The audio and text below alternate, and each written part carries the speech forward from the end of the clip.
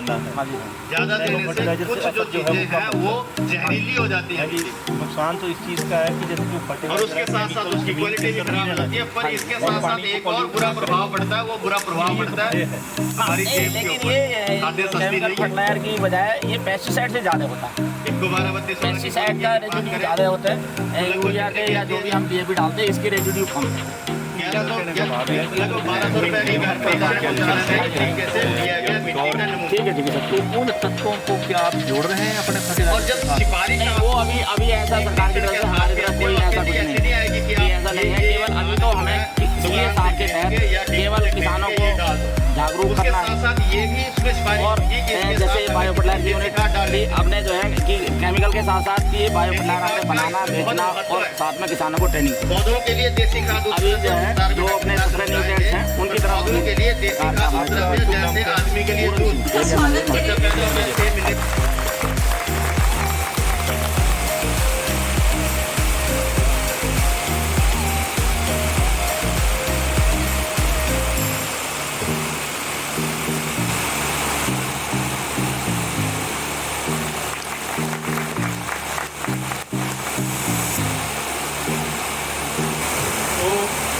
चौधरी साहब जो हैं वो हमारे स्टेशन पे अक्सर आते रहते हैं और हमेशा उनकी ये कोशिश होती है कि इस केंद्र को कैसे सशक्त किया जाए, चाहे फंड्स की कमी हो चाहे स्टाफ की कमी हो।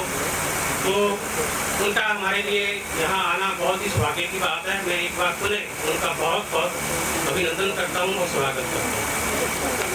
आज के समारोह के अध्यक्ष विशिष्ट अतिथि एवं हिमाचल प्रदेश कृषि विश्वविद्यालय पालनपुर के कुलपति प्रोफेसर इंद्र कुमार चौधरी जी का मैं इस केंद्र पर पहली बार आने पर हार्दिक अभिनंदन का स्वागत करता हूँ। कुलपति महोदय ने एक साल के अपने कार्यकाल में जो नई दिशा दी है यूनिवर्सिटी को वो सराहनीय है। एक अंतर्राष्ट्रीय ख्याति प्राप्त वैज्ञानिक के साथ साथ उनकी जो नेतृत्व की क्षमता है वो सराहनीय है। तो सर मैं आपका यहाँ पे पधारने पर और हमें आशीर्वाद देने के लिए एक बार पुनः हार्दिक अभिनंदन करता हूँ, स्वागत करता हूँ। हमारे विश्वविद्यालय के 3 मुख्यतः कार्य हैं, रिसर्च, शोध, प्रसार शिक्षा, एक्सटेंशन एजुकेशन और टीचिंग। जो बच्चे BSc MSc PhD करते हैं तो करती हूँ कि क्या मैं आगे की कार्यवाही शुरू करती हूँ।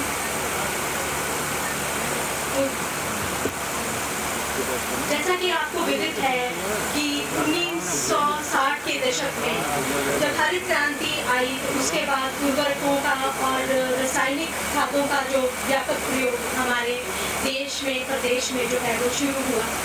उन्नत बीजों और उन्नत तकनीकों के फलस्वरूप हमारे देश ने जो है वो खाद्यान्न उत्पादन में एक आत्मनिर्भरता हासिल की और कई कीर्तिमान भी स्थापित किए।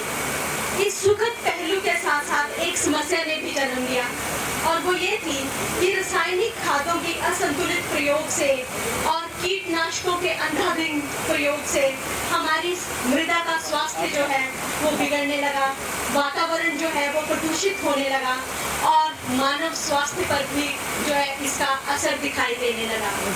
चाहे हमारे विभाग हो चाहे कृषि विश्वविद्यालय हो, वो इस समस्या के प्रति हमेशा से ही सजग रहा है और हमेशा ही प्रयासरत रहा है कि हमारे कृषकों को, हमारे किसान भाई बंधुओं को जो है वो समय समय पर जागरूकता शिविर लगाकर या प्रथम पंक्ति प्रदर्शन लगाकर या उनके खेतों पे जाकर परीक्षण लगाकर इसके बारे में जो है वो सजग करें, जागरूक करें। तो ये निरंतर प्रयास जो है वो कृषि विश्वविद्यालय का और उसके अंतर्गत काम करने वाले केंद्रों का हमेशा ही रहता है। तो आज हमारे बीच में एसोसिएट डायरेक्टर सह निदेशक प्रसार डॉक्टर VK शर्मा जी यहाँ पर उपस्थित हैं, तो मैं उनसे अनुरोध करूंगी कि वो डायस पर आएं, विश्वविद्यालय में चल रही प्रसार गतिविधियों के बारे में तथा जो आज का हमारा विषय है उर्वरकों का संतुलित उपयोग, इसके ऊपर जो है वो सुभाष पालेकर नेचुरल फार्मिंग में भी ट्रेनिंग कैंप लगाए जाते हैं ताकि किसान प्राकृतिक खेती कर अपनी फसलों से अच्छी आय प्राप्त कर सके। इसके अतिरिक्त और भी कार्यक्रम जैसे कि नाबार्ड द्वारा sponsor training programme, farmer first programme, ARYA attracting rural youth in agriculture, ATMA, JICA agriculture, skill council of India द्वारा सर्टिफिकेट कोर्स, इन सब का भी किसान भाई लाभ उठा सकते हैं।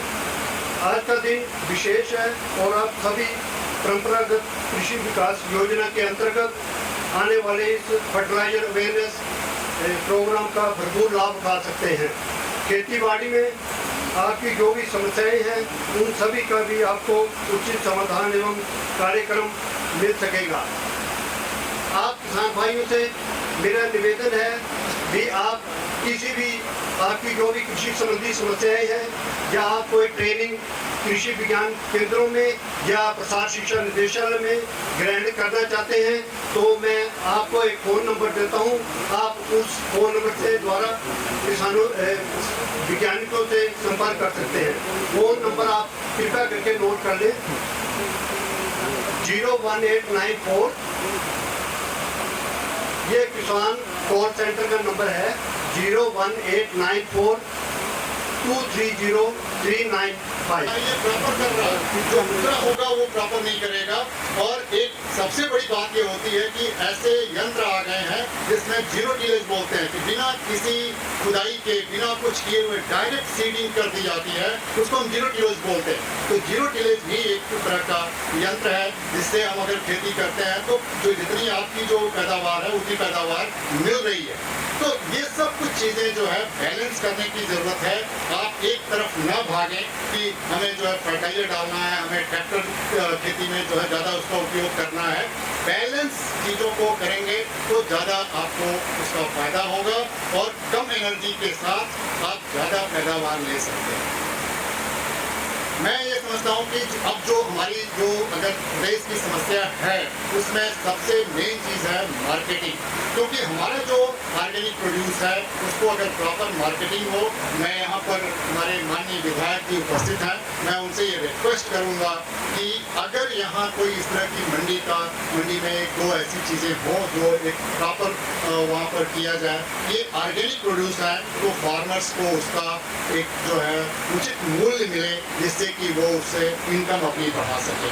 ये आज की जरूरत है। इसके साथ साथ मैं आपसे ये जानते हैं हमारी यूनिवर्सिटी में BSc, MSc, PhD करते हैं, तो आपके यहाँ ये एरिया से बहुत से बच्चे हैं जो वहाँ पर हमारे पढ़े हैं और वैज्ञानिक लगे हुए हैं, आज भी यहाँ पर बैठे हुए हैं। अभी डॉक्टर विनोद शर्मा का नाम लिया जा रहा था, ये अम्ब से हैं।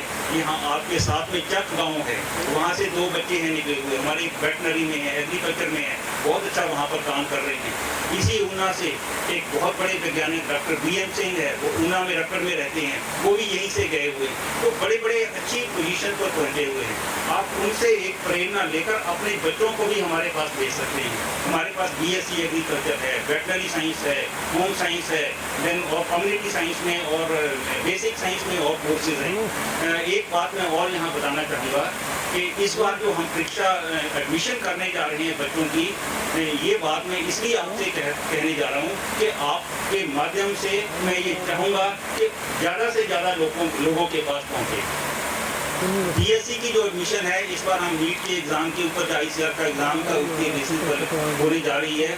उसकी जो लास्ट डेट अप्लाई करने की थी वो 16 सितंबर थी, लेकिन वो डेट हो चुकी है। लेकिन हमारे पास इतनी रिक्वेस्ट लोगों की आई कि कोरोना की वजह से या कहीं और प्रॉब्लम की वजह से वो अप्लाई ही नहीं कर पाए। लेकिन वाइस चांसलर साहब ने उसको एक पॉजिटिव वे में लेकर कि किसानों की या लोगों की इतनी हमारे पास डिमांड आ रही है, हमने उसको 1 महीना के लिए और बढ़ा दिया है। अब वो जो लास्ट डेट अप्लाई करने की है वो 20 अक्टूबर है।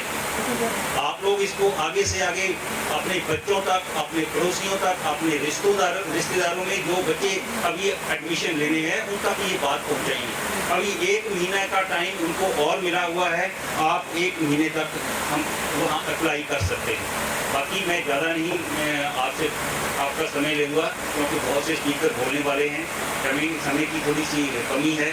तो आप लोगों के फिर भी कहीं कोई दिक्कत हो, कहीं आपको कोई प्रॉब्लम हो, कहीं आपके सवाल हो, आप हमारे यहाँ कृषि विद्यालय का ये स्टेशन है, यहाँ आकर वैज्ञानिक से बात कर सकते हैं। कृषि विज्ञान केंद्र पूना में वहाँ बात कर सकते हैं। अभी आपको फ़ोन नंबर दिया गया था, फ़ोन नंबर पर बात कर सकते हैं। अदरक है, क्या कुछ और नहीं है, उनको संजोना भी है, उनको आगे प्रोपेगेट करना है, कंजर्व भी करना है।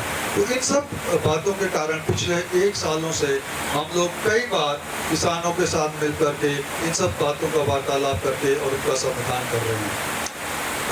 भाइयों बहनों, हम सब लोग जानते हैं कि माननीय प्रधानमंत्री जी ने किसानों के लिए बहुत योजनाएं शुरू की, जिनमें से उन्होंने एक बात सीधा सीधा कहा कि मैं चाहता हूं कि किसानों की जो आमदनी है वो कम से कम 2022 तक दुगनी हो। और हम ये भी जानते हैं कि ये तभी संभव हो सकता है जब हम आधुनिक तकनीकी से खेती को, ना केवल एग्रीकल्चर बल्कि खेती को एक मिश्रित खेती, चाहे वो एग्रीकल्चर है, वेटरनरी साइंस है, कम्युनिटी साइंस है, उसको साथ मिला करके एक मिश्रित खेती के साथ आगे लाए।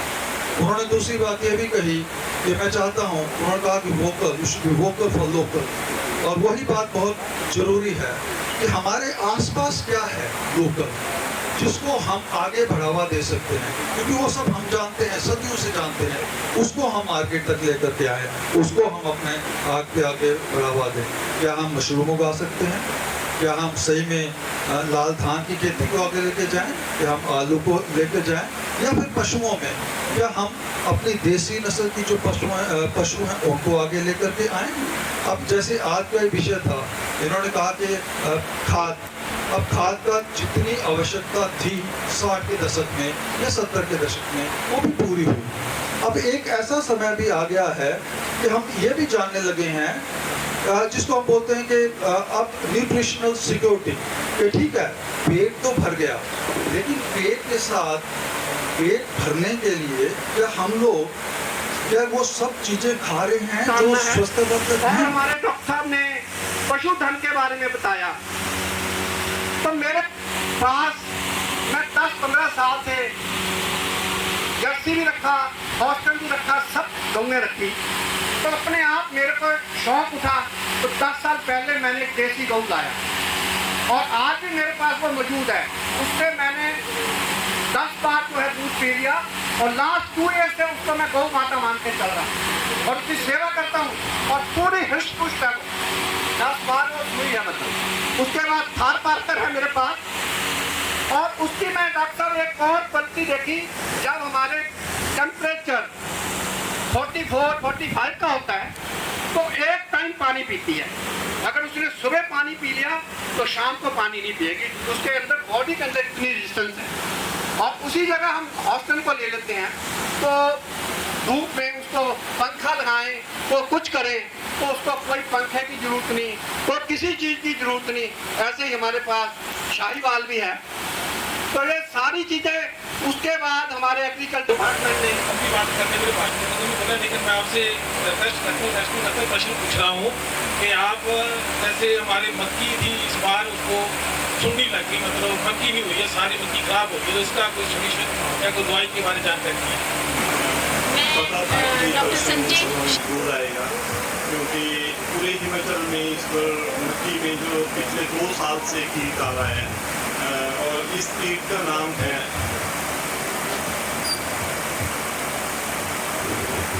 Fall army worm.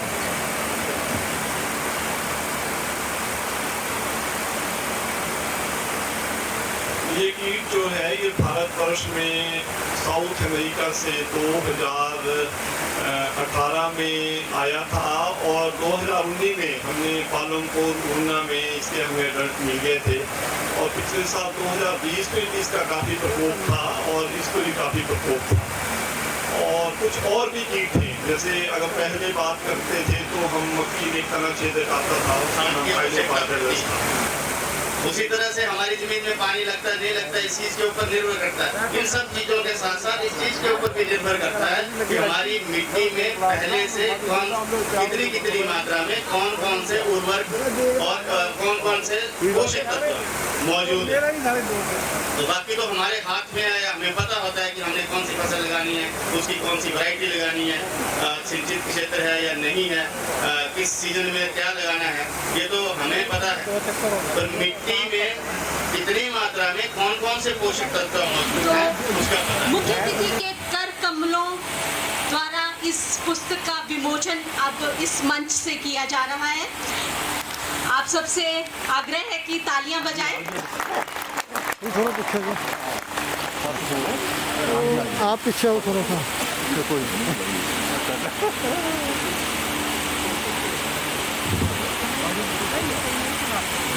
ये पुस्तिका जो है वो कृषि बलवीर विज्ञान चौधरी जी, माननीय विधायक चिंतपूर्णी कंस्टिट्यूएंसी, हमारे साथ पालमपुर कृषि विश्वविद्यालय से आए हमारे director of research, dean college of veterinary sciences, dean college of agriculture, additional director extension, additional director research, heads of departments, हमारे कई केंद्रों से साइंटिस्ट इंचार्ज, जैसे हमारा rice and wheat research centre Mala में है नगरोटा के साथ, वहाँ से doctor Srivastava ji, heads of departments कई विभागों के आए हुए हैं, हमारे deputy director agriculture Atul Dogra ji और कृषि विज्ञान केंद्र के इंचार्ज डॉक्टर योगिता जी और उनकी पूरी team, doctor Hridaypal Singh ji, joint director information and public relation, हमारे नेशनल फर्टिलाइजर लिमिटेड के एरिया मैनेजर और उनके साथी श्री अश्विनी धीमान जी, कन्वीनर चिंतपूर्णी विकास समिति श्री सुरजीत सिंह राणा जी, चेयरमैन भारतीय किसान संघ अंब मंडल से Shri Devender Lakshya ji, ex BDC member Shri Niamat Ali ji, ex Pradhan and member Waqf board, Shri Hoshiyar Singh ji, ex member और बोर्ड ऑफ मैनेजमेंट के हमारे member, doctor Rajpal Sharma ji, ex Pradhan and president BDC, president है अच्छा, एक्स प्रेसिडेंट, और सभी किसान भाइयों, बहनों और बच्चों, आज मुझे बहुत खुशी है कि ऊना के इस महत्वपूर्ण क्षेत्र में मुझे शामिल होने का मौका मिला है। जैसे कि हम अक्सर ये कहते हैं कि किसान जो है वो एक भगवान का रूप है, जो हमारा अन्नदाता है। इसको सिर्फ हमने नहीं कहा, परमात्मा ने भी इसको कहा। भगवान कृष्ण के बड़े भाई बलराम जी हलधर बनकर उनको धरती पर आना पड़ा और धरती पर आकर उन्होंने खेती करके किसान की इस महत्ता को पूरे धरती को बताया। ये सचमुच एक भगवान का रूप है जो हमारे मुख तक भोजन का वो निवाला पहुंचाता है। कितनी भी सर्दी हो, गर्मी हो, कैसा भी हालात हो, लेकिन किसान अपने कार्य से जो है वो चूकता नहीं, वो अपनी मेहनत से जी नहीं चुराता, खूब मेहनत करता है। अभी हाल ही में आपने देखा कोविड के समय में कितना संकट जो है वो देश पर पड़ा, और अभी भी वो हालात अभी तो काबू है, लेकिन आगे क्या होगा किसी नहीं मालूम। इस दौरान सबसे ज्यादा जो क्षेत्र प्रभावित हुए वो उद्योग हुए, होटल हुए और दूसरे व्यवसाय हुए, लेकिन एक ही ऐसा व्यवसाय रहा जिसमें सबसे कम प्रभाव पड़ा, और वो है हमारी कृषि। बागवानी, पशुपालन, ये एक ऐसा रास्ता है जिसका महत्व जो है कोविड काल में जन जन को मालूम पड़ा। मैं यहाँ पर एक सिर्फ ये प्रोग्राम करने के लिए नहीं, एक संदेश लेकर के आपके इस क्षेत्र में आया हूँ कि हिमाचल प्रदेश कृषि विश्वविद्यालय जो है वो हिमाचल प्रदेश के 12 जिलों के लिए कार्य कर रहा है, जिसमें कि ऊना जिला जो पंजाब के साथ सटा हुआ एक जिला है, इसका अपने आप में एक महत्व है।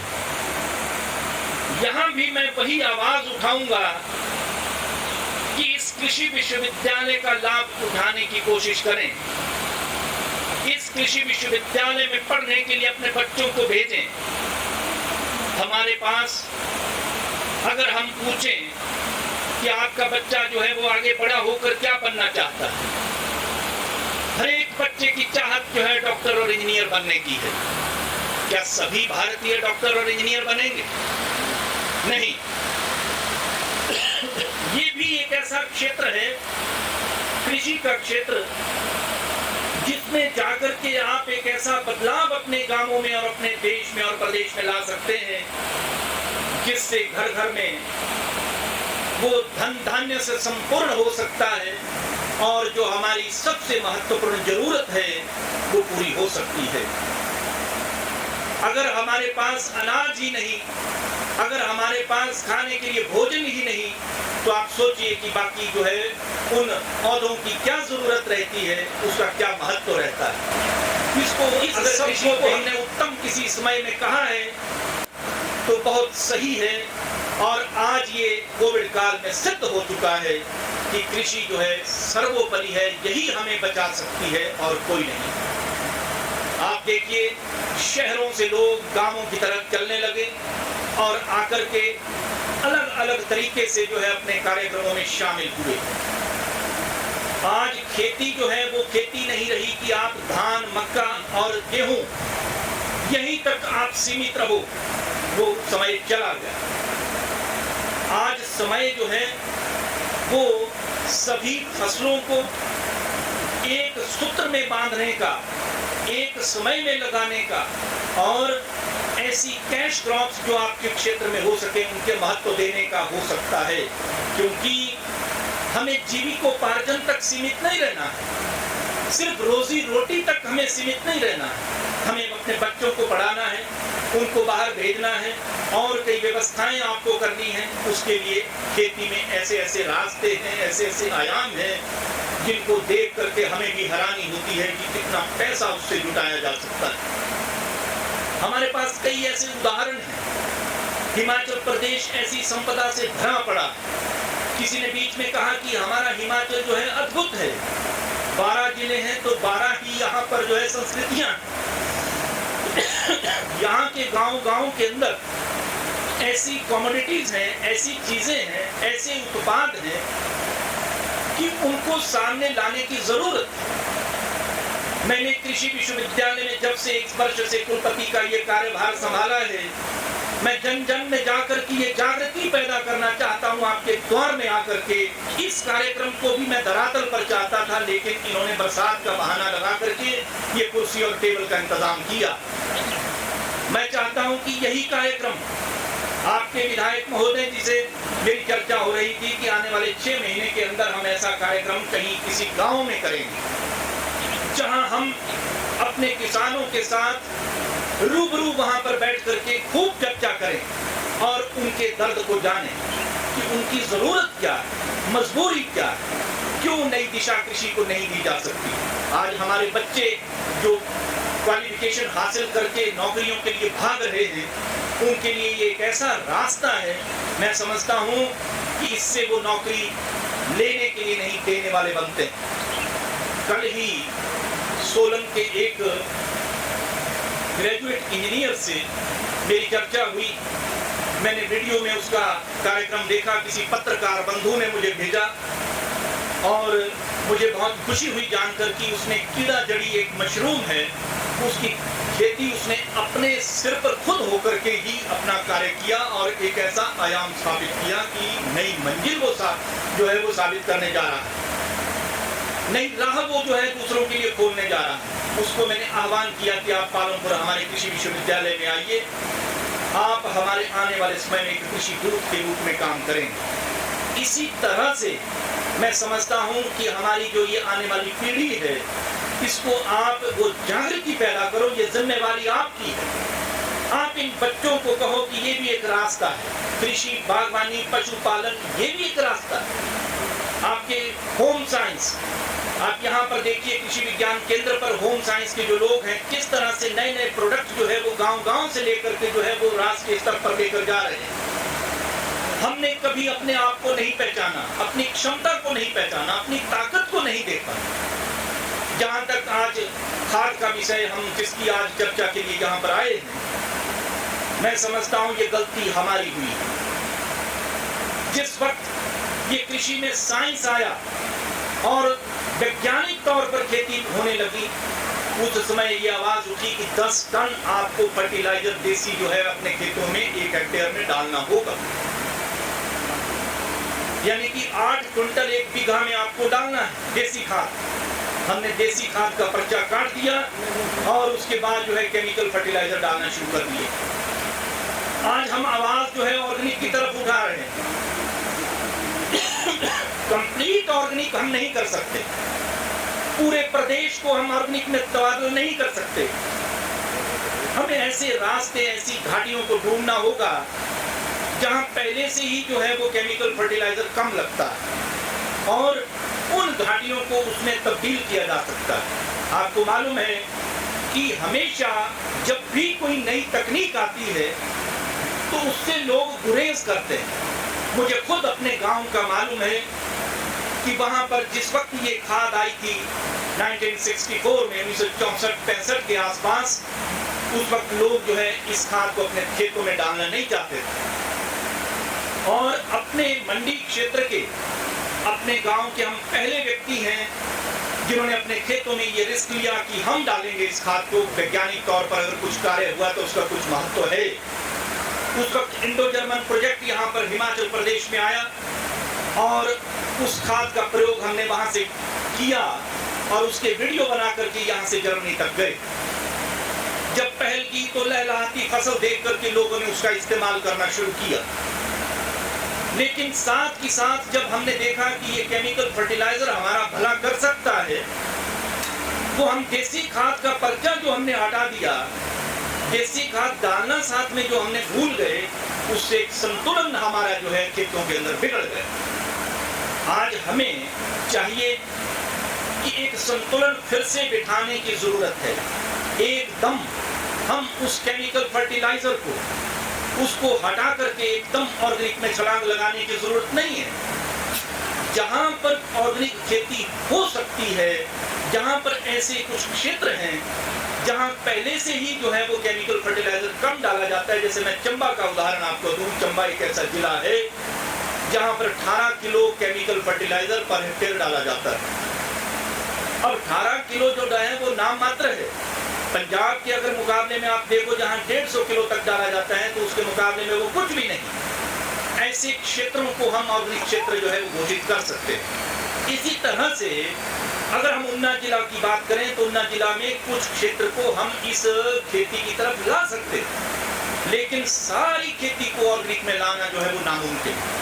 और ऐसा हमें करना भी नहीं चाहिए, क्योंकि उपज पे फर्क पड़ेगा और पैदावार जब कम होगी और मार्केट प्रॉपर नहीं होगी तो उसमें एक मुश्किलात पैदा हो सकती है, असंतुलन पैदा हो सकता है। हमें भेड़ चाल में नहीं चलना है, हमें बहुत अपने बुद्धिमता से कार्य करना होगा। सोच समझकर आपके पास 10 खेत हैं, उसमें से एक खेत को आप ऑर्गेनिक में लाइए, बाकी जो है वो केमिकल फर्टिलाइजर अंधाधुंध मत डालिए। उसमें आप जो दूसरा देसी खाद है उसका मिश्रण करके एक संतुलन बनाइए, संतुलन बना करके आगे बढ़िए, कभी वो खराबी नहीं होगी।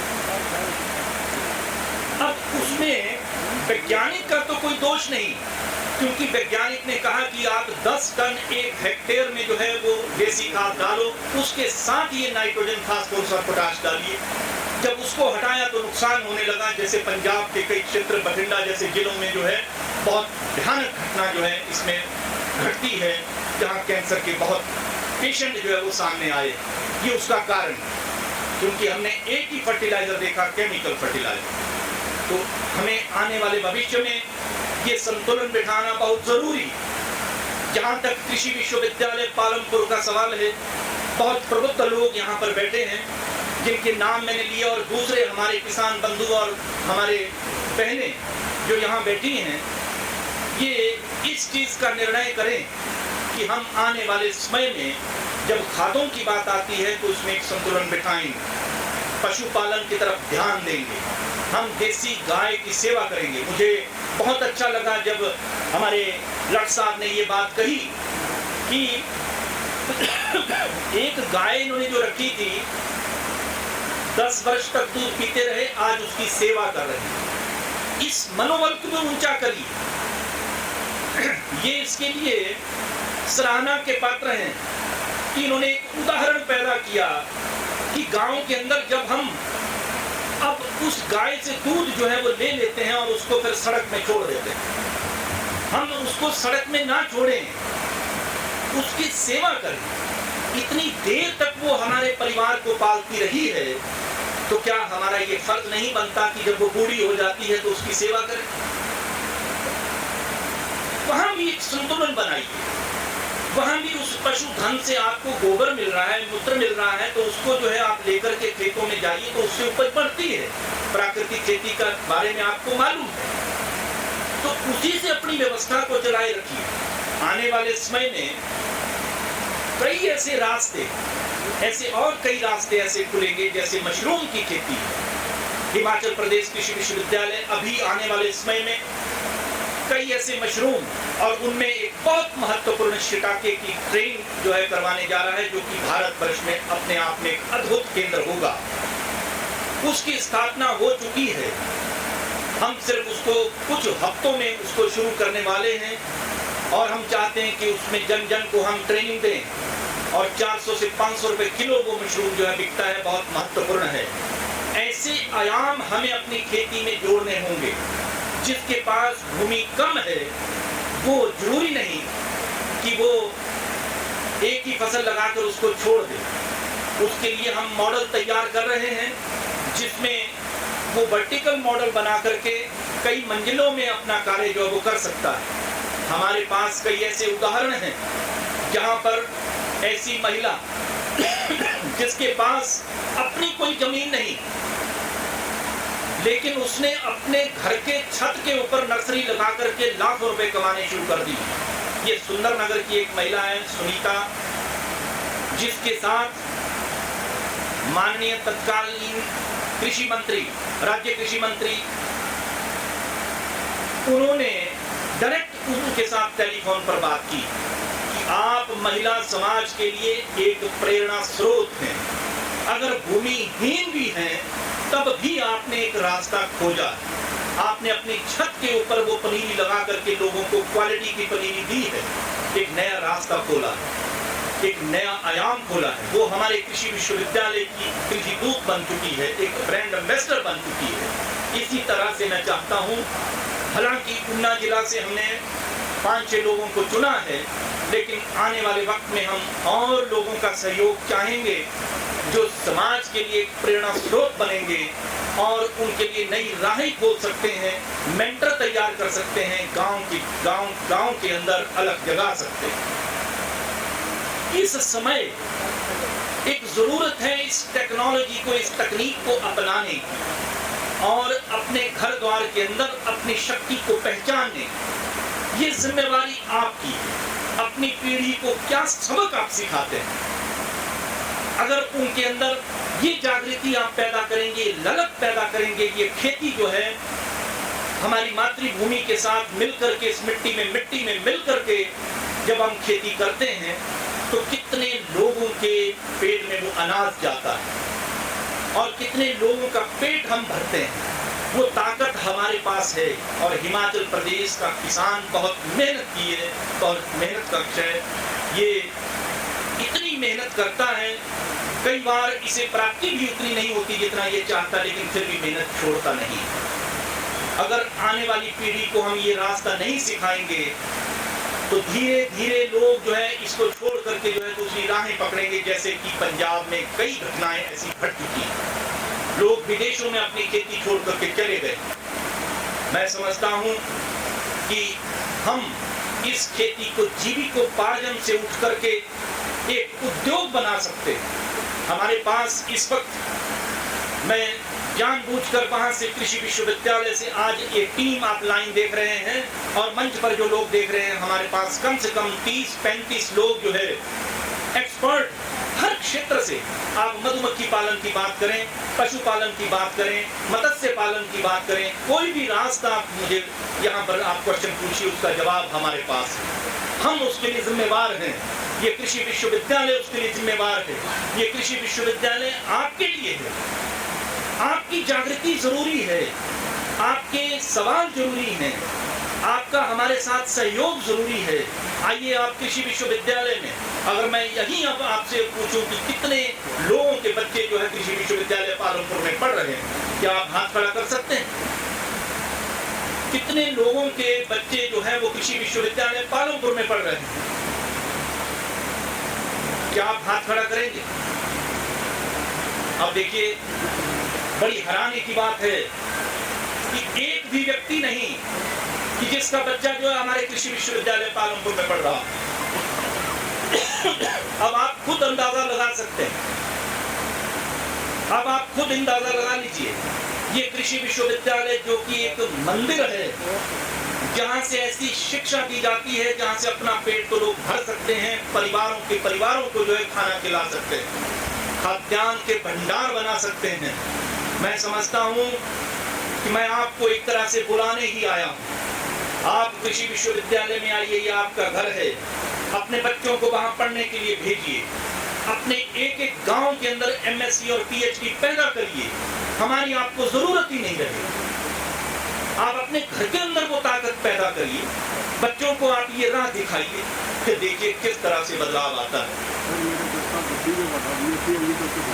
आपने आखिरी खड़ा किया। अच्छा चलो, पालमपुर में बद्दी में है, चलो कहीं भी है और किसी का कहीं हो तो हाथ खड़ा करे।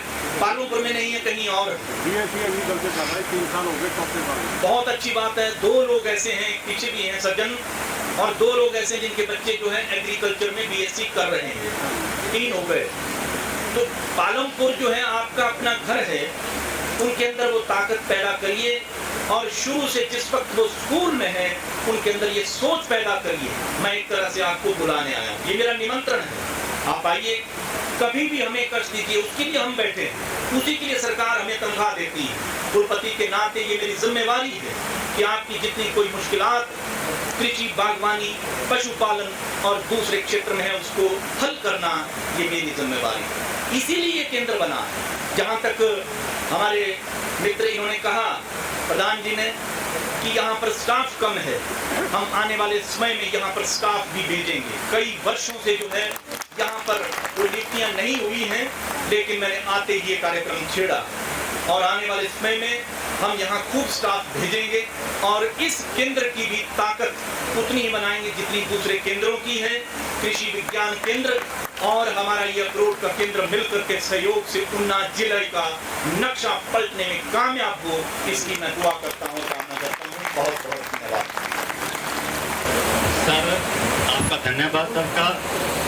मैं आपसे जानना चाहता हूँ कि हमारे जो किसान भाई हैं उनका एक ट्रेंड बन गया है गेहूँ लगानी, मक्की लगानी या आलू लगा रहे हैं। यहाँ पर बहुत सी जमीन ऐसी जो बंजर पड़ी है, जिसमें गायें नुकसान करती हैं, बंदर नुकसान करते हैं, जंगली जानवर नुकसान करते हैं। मैं आपसे प्रार्थना करूंगा कि यहाँ पर किसानों को नकदी फसलें बताई जाएं, ऐसी फसलें बताई जाएं जिनको बंदर नुकसान ना करें, गायें नुकसान ना करें, आवारा पशु नुकसान ना करें। मैं इस हिसाब से अनुरोध करूंगा, आपको शायद पता भी होगा कि बरठी में आपने एक कैंप लगाया था, वो मेरी जन्मभूमि है, वो मेरे घर में लगा।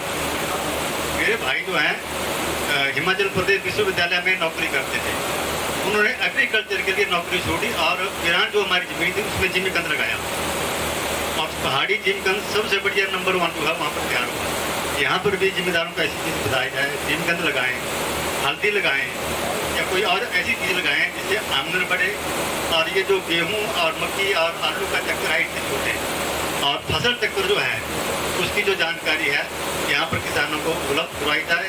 और साथ में यहाँ पर जो हमारे जिम्मेदार लोग हैं, पशुधन वाले लोग हैं, खेती बाड़ी जो कर रहे हैं, आलू लगा रहे हैं, सब्जियाँ लगा रहे हैं, खीरा लगा रहे हैं, जिनको सही जानकारी इसके लिए वो अब बेकरार हो चुके हैं।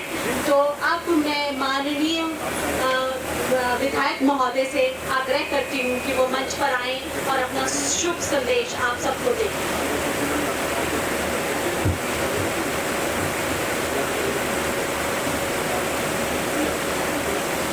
कृषि अनुसंधान उप केंद्र अखरोट के प्रांगण में मंचासीन हमारे कृषि विश्वविद्यालय पालमपुर के उप कुलपति डॉक्टर हरेंद्र जी, डॉक्टर कटारिया जी, डॉक्टर शर्मा जी, डॉक्टर वत्सी, हरमंत जी, श्री गुरुदेव जी, श्री राणा जी और श्री सुरजीत सिंह राणा जी, श्री अश्विनी दीवान जी और इस पंडाल में उपस्थित सभी मेरे आदरणीय बुजुर्गों, मेरे प्यारे बहनों और भाई, मैं सबसे पहले स्वर्गीय चौधरी हंसराज अखरोट जी को नमन करता हूँ। आज से 36 वर्ष पहले, हालांकि वो बहुत कम पढ़े लिखे थे, उनके मन में 36 साल पहले ये बात आई कि आने वाले समय में आमदनी का कोई मुख्य कारण होगा तो केवल मात्र कृषि, बागवानी और पशुधन। इसी सोच को रखते हुए उन्होंने ये उपकेंद्र यहाँ पर वो लेके के आए थे। मैं उनको नमन करता हूँ, उनके परिवार को नमन करता हूँ। और आज ये उपकेंद्र मेरे जिला के किसानों के लिए वरदान साबित हो भी रहा है। और आने वाले समय में जिस प्रकार उप कुलपति जी इसकी रूपरेखा लेकर आगे बढ़ रहे हैं, मुझे लगता है कि ये हमारे लिए बहुत बड़ा बलिदान साबित होने वाला है। डॉक्टर साहब, मेरा निवेदन है कि मेरा सारा क्षेत्र किसान से जुड़ा हुआ है, किसान का काम करते हैं। हम कोशिश तो ये कर रहे हैं कि 6 महीने के बीच इनके बीच बैठ करके इनकी मुश्किलों को सुनेंगे, उनका निवारण करने का प्रयास करेंगे और खेती में हम नए उपयोग क्या कर सकते हैं, बीज बढ़िया कैसे उपलब्ध करवा सकते हैं, अच्छी दवाई की कैसी हम उनको उसकी जो गुणवत्ता है, गुणवत्ता वाली दवाई है, उसके बारे में आम किसान को हम किस प्रकार अवगत करवा सकते हैं। मेरा आपसे निवेदन है कि 6 महीने तो दूर हैं। मैं डॉक्टर रीवा सूद जी के प्रतिनिधि को और उनको भी धन्यवाद करता हूँ। वो बहुत अच्छा काम मेरे इस क्षेत्र में कर रहे हैं। ये जो लाल सा फल आपको दिखाया है, ड्रैगन फ्रूट, उन्होंने ऐसी जगह पे तैयार कर दी है उसके पौधे जो बैरन लैंड है, जहां पर घास का एक भी पुला, एक भी तिनका पशुओं के लिए पैदा नहीं हो सकता, वहां पर उन्होंने ये ड्रैगन फ्रूट की खेती कर रहे हैं। और इसकी एक फल की कीमत मार्केट में 70 से 90 रुपए के बीच में। एक 3.5 लाख कनाल जगह रिक्लेम हुई, खेती बाड़ी करने के काबिल हुई। और जो वाटर लॉक्ड एरिया हम लोगों को प्रोत्साहित कर रहे हैं कि आओ मछली पालन का काम करें। थोड़ी कोरोना की वजह से दिक्कतें आई हैं, मैं समझता हूं कि उन दिक्कतों से अब कोरोना भी हट ही जाएगा, आखिर सदा तो रहेगा नहीं। प्लेग आई थी, वो भी 2-3 साल रही थी। हर 100 साल के बाद जब कोई गंभीर समस्या आती है तो 2-3 साल रहती है, वो हट ही जाती है कहीं ना कहीं। आने वाले समय में हम अगर समृद्धशाली बनना चाहें तो आओ, हमें खेती के अलावा कोई और साधन नहीं। थोड़ी सी बात पशुधन के बारे में भी मैं करना चाहूँगा। डॉक्टर साहब ने कहा है कि देसी गाय रखनी ही पड़ेगी। मित्रों, मैं इसकी बड़ी लंबी चर्चा नहीं करूंगा। सरकार बहुत कुछ दे रही है। आज की तारीख में गौधन पर 500 रुपया प्रति पशु के हिसाब से जमींदार को दे रही है। कैंसर की बीमारी, कोई शरीर की गंभीर बीमारी, यही कहा जाता है कि खेती में केमिकल यूज हो रहा है और हम अपने घर का दूध नहीं पी रहे हैं। हम मोल लेकर के दूध पी रहे हैं, पैकेट का दूध पी रहे हैं, जिसको प्रिजर्व करने के लिए ना जाने कैसे केमिकल डाले गए हैं। उसकी वजह से हमारे शरीर में विकार हो रहे हैं। बच्चे उतने उत्कृष्ट नहीं है, बच्चे उतने स्वस्थ नहीं। अगर हमें अपने आप को समृद्धशाली करना है तो इन बातों पर हमें अमल करना होगा। जो बातें वैज्ञानिकों ने इस मंच से आपके सामने प्रस्तुत की है, इनको हमें अपने अंतःकरण में उतारने की जरूरत है। हम उतारेंगे तभी सब कुछ हो सकता है। इसी प्रकार डॉक्टर साहब थोड़ा सा पालनपुर में मैडम दीपसु जी कह रहे थे कि मैंने गेहूं का सैंपल भेजा था। से आह्वान करता हूं, आपसे गुजारिश करता हूं कि आओ, सिंगल व्यक्ति, सिंगल परिवार खेती बाड़ी में सफल बहुत ही मुश्किल से हो रहा है, बहुत मुश्किल से हो रहा है। आओ गांवों में हम एक सोसाइटी के रूप में आए, 10-11 किसान मिलकर के अपने परिवार का एक नौजवान जो किसान का काम करना चाहता है, एक भाई जो किसान के साथ जुड़ करके किसानी करना चाहता है, उसकी सोसाइटी रजिस्टर कराएं। सोसाइटी के माध्यम से आपको एक नहीं अनेकों लाभ मिलेंगे, आपको मार्केट भी उपलब्ध होगी। जहाँ तक इस मार्केट की बात कही है, ये सब्जी मंडी, अनाज मंडी तो आपको स्थापित कर ही दी है। आने वाले समय में ये भी दिशा बदलेगी। मेरे मन में और भी हमने चर्चा की और किसानों ने अपने प्रोडक्ट्स भी वहाँ बताए। मैंने पहले ही कहा कि हर जिले की अपनी एक क्षमता, अपना एक उसका जलवायु, वहाँ के मुताबिक जो भी फसलें आप सामने देख रहे हैं, यहाँ से हल्दी यहाँ पर लगी हुई है जो कि पहले नहीं होती थी। ये एक प्रदर्शन है कि यहाँ पर हल्दी हो सकती है, या दूसरी कई ऐसी फसलें। यहाँ पर कंडियाली का ऊना में बड़ा प्रचलन है, आपका जिमीकंद जो है यहाँ हम ला सकते हैं। अब इसी तरह से जैसे आप भोग से हैं, बिलासपुर से हैं, तो वहाँ से जो आपके पास ताकत है उस ताकत को भी ऊना के लिए खींचिए। जैसे मान लीजिए कि अगर हम जिमीकंद की बात करते हैं, वो जुखाड़ा में और आपके बिलासपुर में वहाँ पर लगता है और बहुत अच्छा होता है, लेकिन क्या वो जिमीकंद इस एरिया में भी हो सकता है? नहीं हो सकता।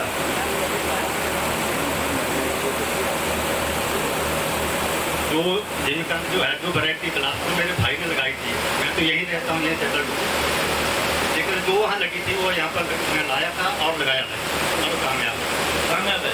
तो बस यही मैं चाहता हूँ कि आप जो है किसान आपस में मिलकर के, विधायक जी ने भी कहा कि जागृत हमें होना होगा और जोत से जोत इस तरह से जलाते चलिए। आप खुद इसके शिक्षक हैं, खुद शिक्षा देने वाले हैं। किसान की बात को किसान जो है वो एकदम समझता है। अब जैसे एक उदाहरण इन्होंने जिमीकंद का दिया कि वो वैरायटी वहाँ से उठा कर लाए, मैंने देखा गाँव में बहुत बढ़िया तरीके से इनके भाई साहब ने वो छत के ऊपर किस तरह से उसको सुखा रहे थे। वही प्रक्रिया हम यहाँ भी कर सकते हैं। यहाँ और दूसरी कई ऐसी फसलें जिसके लिए यहाँ से कामयाबी हासिल की जा सकती है, उसको भी हम यहाँ पर लाने के लिए तैयार हैं। हम यूं ही यहाँ पर आज ये प्रोग्राम लेकर नहीं आए। पूरे हमारे कृषि विश्वविद्यालय की जितनी शक्ति है वो सारी यहाँ पर सारी विद्यमान है। जैसे इन्होंने मत्स्य पालन की बात की, मछली पालन के लिए हमारे पास साइंटिस्ट सामने यहाँ पर बैठे हैं। आप मछली पालन के लिए हमारे साथ आइए, हमारे साथ जुड़िए, हम आपको राह दिखाएंगे कि किस तरह से यहाँ पर मछली पालन भी किया जा सकता है। ऊना जिला के अंदर बहुत ताकत है और तराई एरिया से, जहाँ से पंजाब के साथ आप सटे हुए हैं, जैसे माननीय विधायक जी ने कहा ग्रेड की बात की, वहाँ से लेकर के आपके चित्रकूट तक पूरे इस क्षेत्र में इतनी ताकत है कि भांग की फसलें जो है अलग अलग जगह पर यहाँ पर लगाई जाती है। इतनी ताकत यहाँ पर है, हमारे पास वो सहयोग करने के लिए पूरी ताकत है, पूरी क्षमता है। कृषि विज्ञान केंद्र है, हम उनके माध्यम से ये चीजें जो है जन जन तक पहुँचाएंगे। बस आपका हमारे साथ होने का जरूरत है। आप जागृत हो जाइए, अपने आप ही जो दीप है ये प्रज्वलित होगा और आने वाला समय जो है आपका बहुत सुखद होगा। मेरी आवाज़ को आ रही तो देखिए, मतलब बच्चादानी जो है बाहर की, तो आपकी जो भैंस है वो कितना दूध देती है? एक दिन जो आपकी भैंस पे दिक्कत आई है तो कितना दूध देती है? 8 किलो। और आप उसको कितना दाना खिलाते हैं? कितना दाना दे रहे हैं? हाँ, 2-3 किलो। तो देखिए 8 लीटर या 10 लीटर दूध देने वाली भैंस को कम से कम 6 किलो दाना रोज का चाहिए। इसके अलावा जी मैं बता रहा हूँ तो देखिए कमी हमारे चारे में। हमारा जो हम पशु को एक तो दाना कम दे रहे हैं, हरा चारा हमें 30 से 35 किलो रोज हमें देना है, सूखा चारा हमें 5 से 6 किलो देना है। जब हमारा चारे में कमी है तो कैल्शियम की कमी पशु को हो रही है, खनिज पदार्थों की कमी हो रही है, उसकी वजह से जो बच्चादानी जो है बाहर आ गई। अच्छा, अब जब बच्चादानी बाहर आ गई तो हम उसमें खुद से क्या कर सकते हैं जब तक हमारा डॉक्टर नहीं आता? तो भैंस को हम जो है उसको उसका जो पिछवाड़ा है वो ऊंची वाली जगह पे हम उसको रखें। सबके घरों में ठंडा पानी या बर्फ खुद रहता ही है, तो अच्छी तरह से बच्चेदानी को हम पानी से साफ करके फिर बर्फ उसमें हम लगाते हैं, सोजिश हमारी कम हो जाएगी, वो एक तरीका है।